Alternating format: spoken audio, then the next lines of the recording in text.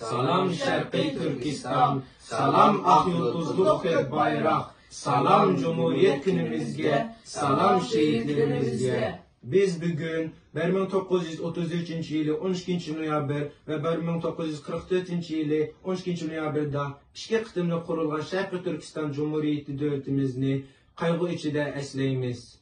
Atam yazgan yeni devri yigitleri biz isteyen şehrini okup verimiz. Yeni devir oğlanları bulduk biz.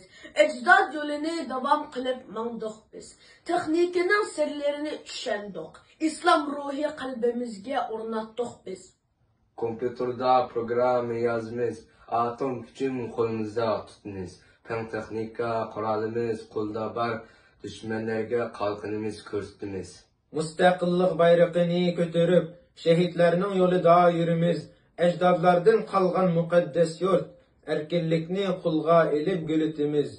Bizning ruhimiz, şehit ruhi, yolimizni yürütar, cennet bizni mengülükке çakırar. Vatan üçün can pida kılganlarını Rabbim özü cennetide yaşnıtar.